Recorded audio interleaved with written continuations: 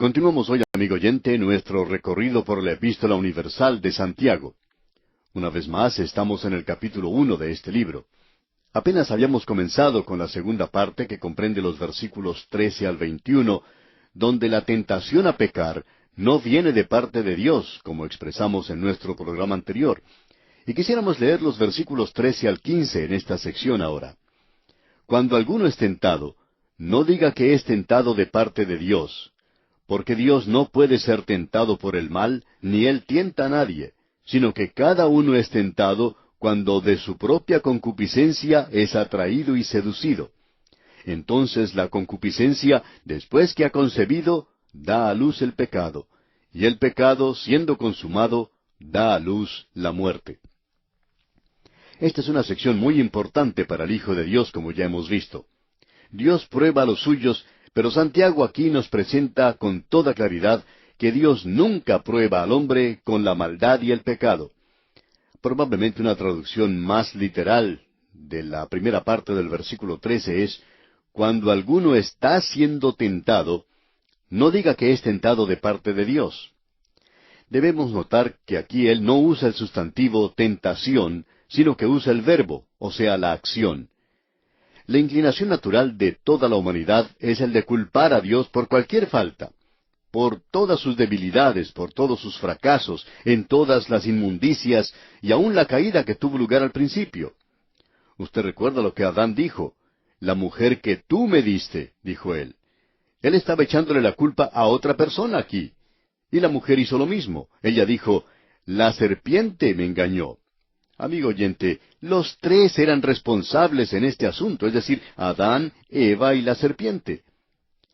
En el día de hoy uno escucha a la gente que dice, ¿por qué envía Dios inundaciones y terremotos y mata a los niños? Y nosotros culpamos a Dios hoy por la avaricia y el egoísmo de la humanidad. Eso es lo que envía las inundaciones y los terremotos. Los hombres construyen las casas muy cerca del río. Luego, cuando éste aumenta su cauce, dicen que están teniendo una inundación. Pero así es como corre ese río.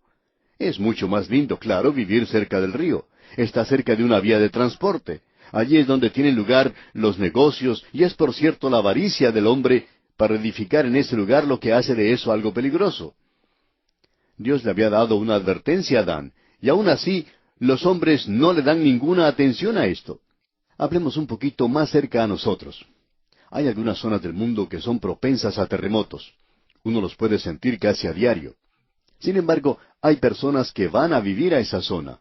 Les gusta cómo es el clima y construyen sus casas, algunos edificios muy altos y todo eso. Entonces, no podemos culpar a Dios si se cae la casa o si un pedazo de cemento de estos edificios lo golpea a uno o mata a un ser querido. No podemos acusar a Dios o culpar a Dios por eso. Sería mucho más seguro vivir en un lugar amplio donde no existe esa propensión a terremotos. Pero quizá esas zonas no son muy agradables para vivir. Así es que uno no debe acusar o culpar a Dios cuando la gente vive en zonas propensas a terremotos, y luego uno de estos ocurre. Porque ya se ha dado la advertencia en cuanto a esto. Los hombres hoy culpan a Dios con su filosofía.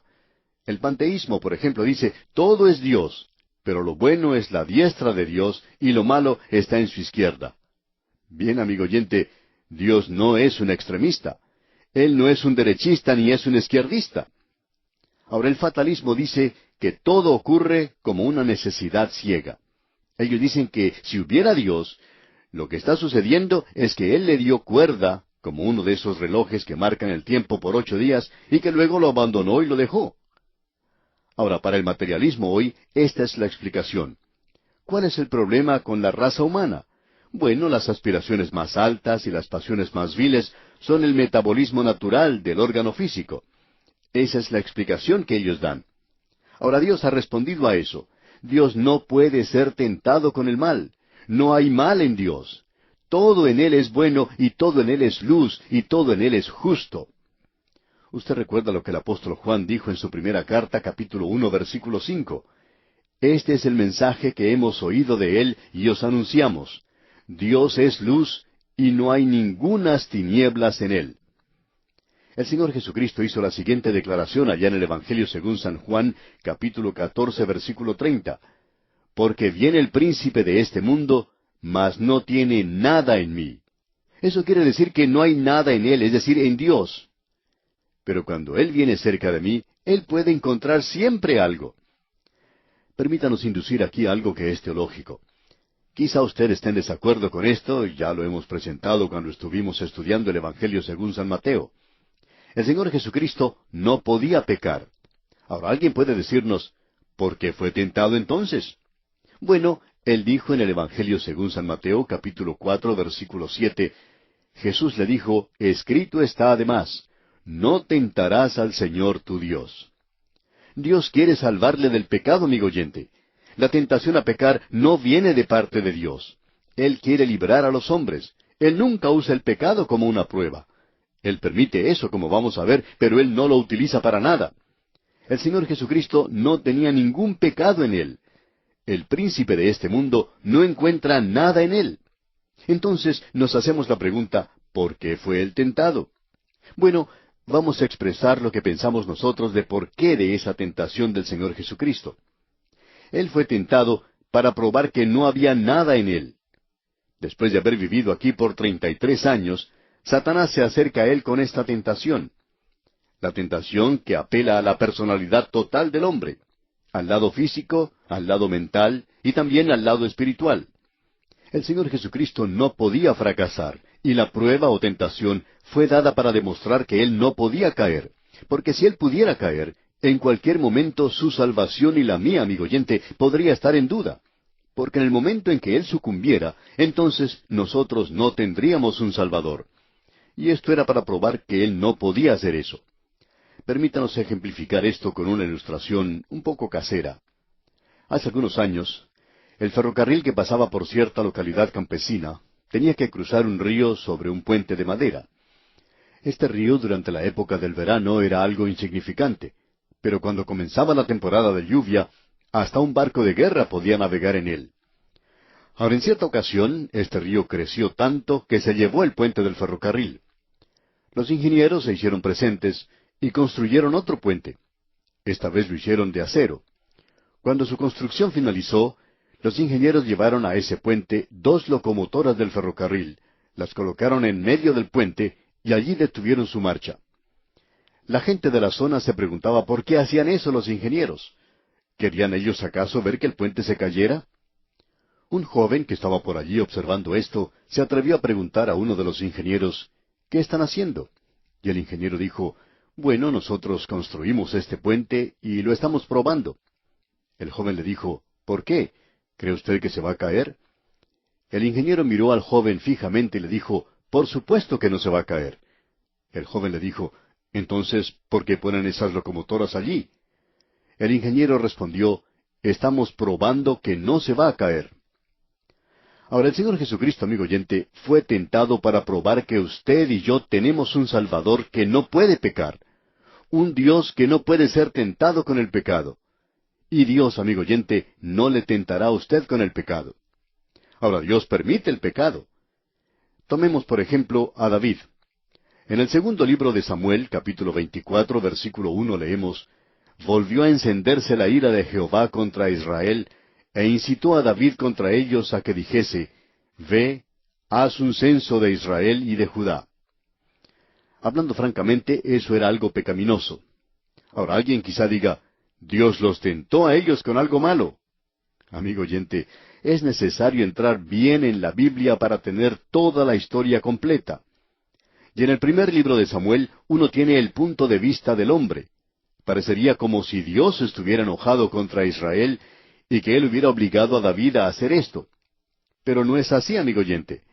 Se nos dice en el primer libro de Crónicas, y aquí tenemos el punto de vista de Dios, en el capítulo 21, versículo 1 leemos, pero Satanás se levantó contra Israel e incitó a David a que hiciese censo de Israel. Ahora, ¿quién fue el que hizo eso? Satanás fue quien lo hizo. Y Dios sencillamente lo permitió. Permitió que David hiciera esto a causa de su ira contra Israel, a causa del pecado de Israel. Pero la tentación a pecar no viene de parte de Dios. Bien, entonces, ¿quién es responsable por nuestra tendencia a pecar? ¿Quién causa que nosotros pequemos? Bueno, alguien quizá diga, Ustedes ya han destacado esto. Es el diablo. Bueno, eso no es lo que nos dice este pasaje de las Escrituras. Observemos una vez más lo que dice este versículo 14 del primer capítulo de la Epístola de Santiago. Dice, sino que cada uno es tentado cuando de su propia concupiscencia es atraído y seducido. Aquí estamos hablando en cuanto a los pecados de la carne. ¿Y quién es responsable cuando uno es llevado a hacer algo pecaminoso y de ceder ante la tentación del mal? Dios no es responsable, y el diablo no es responsable tampoco. Es usted, amigo oyente, usted mismo quien es responsable. Cierto hombre se perdió en las montañas hace algún tiempo. Él llegó a un pequeño pueblito, vio a algunos muchachitos jugando en ese lugar. Él se acercó a ellos y les preguntó, ¿dónde estoy? Él había perdido su camino. No había ninguna señal en el camino o algo que indicara dónde estaba. Uno de los muchachitos le miró sorprendido por un momento y finalmente le señaló con uno de los dedos y le dice, «Usted está aquí». Amigo oyente, Dios dice que cuando usted hace esta pregunta, ¿quién me tentó a hacer esto? Dios dice, usted está allí, es su propia piel, allí es donde está el problema. Cada uno, dice aquí, cada uno. Y esta es una declaración de la individualidad de cada personalidad de la raza humana. Cada uno. De la misma manera en que cada uno de nosotros tenemos huellas digitales diferentes, cada uno de nosotros tiene una naturaleza moral diferente. Todos nosotros tenemos nuestras propias idiosincrasias, nuestras propias excentricidades. Todos tenemos algo, un poquito diferente del otro. En cierta ocasión había dos hombres que estaban conversando, y el uno le dice al otro, «Todos los que están aquí tienen una peculiaridad». Y el otro le respondió, «Bueno, yo no estoy de acuerdo con eso. Yo no tengo ninguna peculiaridad». Entonces el primero que habló le dijo, «Permítame hacerle una pregunta. ¿Mezcla usted el café con su mano derecha o con la izquierda?» Y el otro respondió, «Bueno, lo mezclo con mi mano derecha». Y este otro hombre le dice, «Ya ve usted, esa es su peculiaridad, porque la mayoría de la gente lo hace con una cuchara». Amigo oyente, todos nosotros tenemos nuestras peculiaridades. Una persona puede ser tentada a beber, otro puede ser tentado a comer demasiado, otra persona puede ser tentada en el ámbito del sexo. El problema siempre se encuentra con el individuo. No hay ninguna cosa fuera de él que le pueda influenciar a pecar. Tiene que ser algo que viene de adentro, y allí es donde está el problema. El problema está dentro de nosotros con esa vieja naturaleza que tenemos. Un niño estaba jugando cerca de un lugar donde su madre guardaba las galletas. Él había bajado el recipiente donde ella las guardaba, y su madre escuchó que él estaba por allí y lo llamó y le preguntó qué era lo que estaba haciendo. Entonces el muchachito respondió, «Estoy luchando contra la tentación». Amigo oyente, él estaba en un lugar bastante malo para luchar contra la tentación. Y eso es lo que personas ya maduras hacen hoy. Hay muchas cosas que no son malas en sí mismas. Es el uso que uno hace de ellas lo que es malo. La comida es buena, pero uno puede llegar a ser un glotón. El alcohol es medicina, pero uno puede llegar a ser un alcohólico si lo usa indebidamente. El sexo es bueno si se usa dentro de los límites del matrimonio como Dios lo ha establecido, pero si uno lo usa fuera del matrimonio, entonces uno va a tener una epidemia de enfermedad venérea, o aún peor, contraer el SIDA. ¿Por qué? Debido a la liberalidad del día de hoy, de la inmoralidad. Y en el día de hoy los psicólogos quieren que nosotros nos libremos de nuestro complejo de culpa. Es decir, hay muchos de ellos que están tratando de hacer eso. Cierto psicólogo decía que los predicadores deberían enfatizar más el complejo de culpa de lo que están haciendo. Él decía que un complejo de culpa es tanta parte de uno como lo es el brazo derecho, que uno no puede librarse de esto. El psicólogo sin Dios hoy dice, «Por favor, recuéstese aquí». Y luego él quiere hacerle ciertas preguntas al paciente y le dice, «¿Es usted religioso?» Y el paciente contesta que sí, que no cree en practicar tal clase de cosa. Bueno, en cierta ocasión una señora llamó a su pastor diciéndole que algo terrible le había ocurrido a ella. Ella estaba teniendo problemas y estaba casi a punto de sufrir un colapso nervioso. Y eso era porque estaba pasando por ciertas pruebas. Y ella fue a un psicólogo que había sido recomendado por su médico, y cuando el psicólogo descubrió que ella era una persona creyente, le dijo que ella necesitaba ir al bar y coger al primer hombre que encontrara allí, y que así se libraría de ese complejo de culpa que tenía. Imagínese usted, amigo oyente. Y hay otros que le dicen a uno hoy, ¿qué me puede decir en cuanto a sus antecedentes? ¿Le amaba a usted su mamá cuando era pequeño? ¿Qué sucedió cuando ella le concibió a usted y usted estaba en su vientre? Y cualquier respuesta que uno dé, él lo va a tomar como algo para culpar a la madre. Bien, amigo oyente, usted puede resolver muchos de sus problemas acusando a otra persona. O usted puede ir ahora mismo al pie de la cruz y decirle al Señor Jesucristo, que en este momento se encuentra a la diestra de Dios, puede decirle, yo soy un pecador, yo soy culpable. Y amigo oyente, Él quitará ese complejo de culpa que usted tiene y Él es el único que lo puede hacer. En el libro de Proverbios capítulo 26, versículo 7 leemos, porque cuál es su pensamiento en su corazón, tal es el hombre. La solicitud del pecado tiene que tener una respuesta que corresponda dentro de uno. Y aquí él dice, de su propia concupiscencia. Un deseo que no es controlado y entonces uno es atraído y seducido. El Señor Jesucristo dijo, yo atraeré hacia mí a todos los hombres. El que se burla puede decir, bueno, tú no me atraerás a mí. Bueno, amigo oyente, Él no le forzará a usted. Vimos cuando estudiábamos el libro de Oseas que Él solo utiliza las cuerdas del amor. Él quiere ganarle a usted por medio de su amor y de su gracia.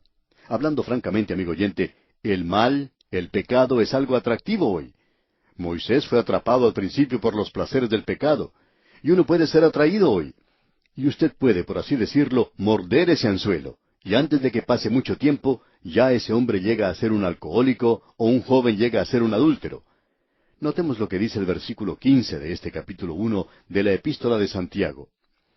Entonces la concupiscencia, después que ha concebido, da a luz el pecado, y el pecado, siendo consumado, da a luz la muerte. Esta declaración que tenemos aquí realmente es algo tremendo. Usted puede apreciar que la concepción es la unión de dos. Y el deseo del alma se une con la tentación de afuera. El Señor Jesucristo dijo, si tú estás enojado con tu hermano, tú eres culpable de muerte, porque eso comienza en el corazón y luego provoca la acción.